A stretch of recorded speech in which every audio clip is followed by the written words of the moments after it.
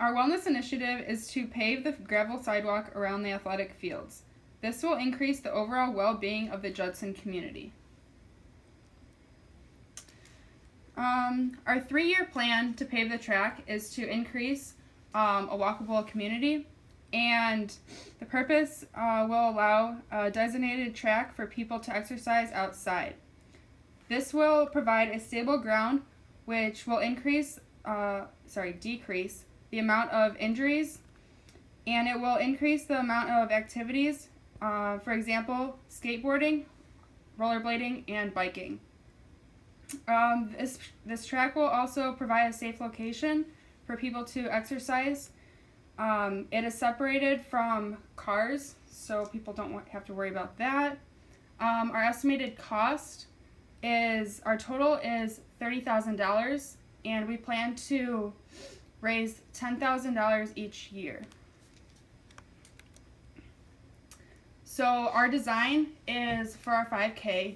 Our date next year was April 15th, and we plan to get 250 participants.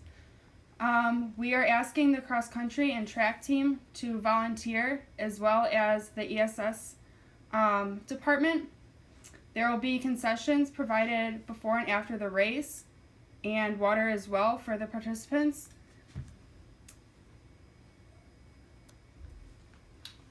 Our budget for the event is going to cover all the concessions for the pre-race, donations given to us, our awards at the end, and our t-shirts. This altogether totals $2,220. The cost to pave our track around the outside of the baseball, softball, and soccer fields is $29,300. We have a $700 in between, just in case additional maintenance costs are needed. Our goal for the 5K is to raise $10,000, as Ashley said. We plan on having about 250 participants at our race to pay registration, as well as concessions and also merchandise, so t-shirt sales, to contribute to that. Altogether, the registration cost will total a revenue of $8,000 with $750 extra from the t-shirts. $13,000 is hoped to be raised at the event, so we still maintain our budget, or our overall goal of $10,000 being raised. That leaves us $3,000 to spend on any expenses that we need. The t-shirts altogether are going to cost us $14,000, and we're going to sell those for $12 each, making a 48% profit off that. The donations that we will receive are first class donations. Our primary donations are from the Judson Booster Club, which is going to provide our concessions for the post race. They'll have hot dogs, candy, chips, Gatorade, anything that the runners may need. They'll charge whatever their prices are. Then we also have our t-shirt sales, our t-shirt donors, which are secondary donors. They're going to design our t-shirts, as well as provide the amount we have asked for, which I think is $230. Then we have our medal donations, our prize winner donations. We'll have 4 winners for 4 different age groups of our 5K, and those will be donated. They'll cost us about $15 for each medal.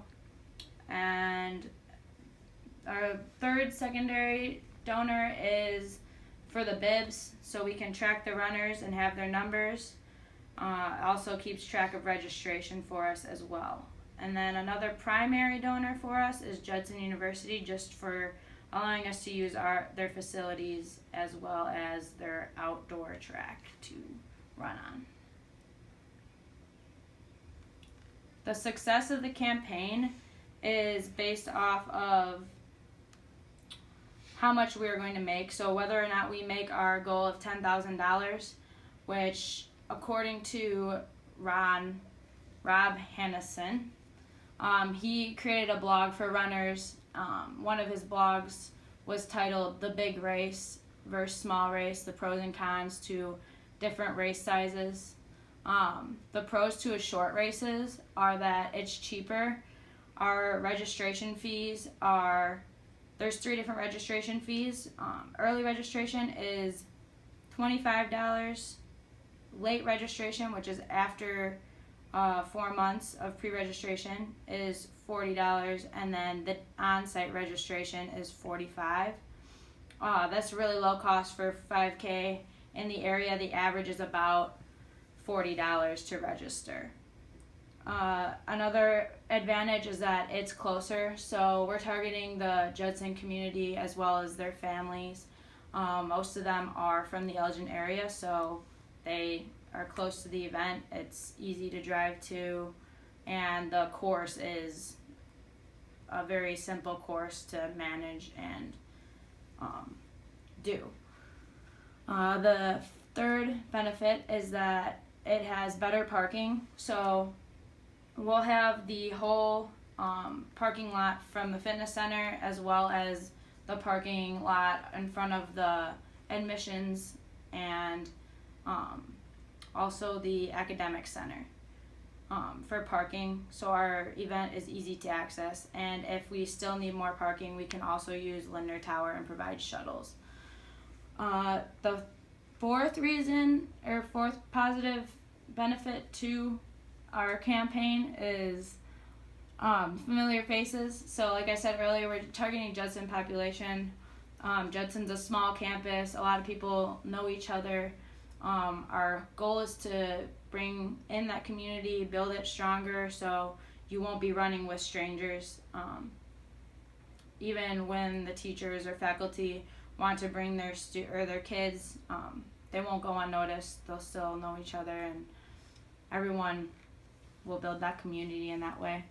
The fifth pro to this campaign is that it's going to be a family fun environment. It's going to be friendly. It's going to be an upbeat, not as competitive environment. We're just trying to make it an enjoyable experience for everybody. You don't have to be an elite athlete to participate in it. And then fifth, you have a better chance of winning at an event like this because there's not as big of a group. Like I said, we're hoping for 250 participants, so the chances of you winning out of 4 age groups is pretty high, especially for the younger kids of the professors as well as the older adults. And lastly, our event will target the Judson population specifically, but we are opening it to the entire Elgin community, which will increase the community overall at the event. Alright, so I'm going to talk about volunteers. As we know, volunteers are a very vital part of any event. So what we're going to do at Judson, we're going to have the track and cross country teams volunteer to be our basically eyes and ears of everything that's going to be happening. We decided to choose these 2 teams because they obviously have experience with running and have likely ran in a 5K before, so they'll be able to provide more insight into the race. Some of the things, we're also going to have the ESS department be part of our volunteers too, simply because they have went through classes that have allowed them to really understand what goes into all these types of events, and they're familiar with races and things of physical activity and things of that nature. So for duties of the volunteers, we'll have them at multiple different stations throughout the course and throughout pre and post race, stuff like that. We'll have people doing registration. We'll have them before the race. We'll have them spray painting the course so that runners will know where to go.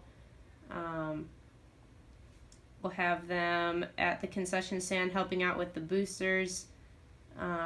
We'll have them doing water duty, filling up and handing out waters to people that need them. T-shirt sales, pace starter, and end runner so that nobody gets left behind. We'll have some volunteers marked throughout the course for safety in case anything would happen. They'll have their phones on them, which I'll touch on in a little bit. In case anything happens, we can get the right personnel out there. Okay, so communication. Before the event, when we're talking to our volunteers, we're going to get their emails and just send them some updates periodically on what we have planned and what they should be knowing going into the event. We'll also get their phone numbers to further that communication, and then we're going to meet face-to-face closer to when the race is to be run.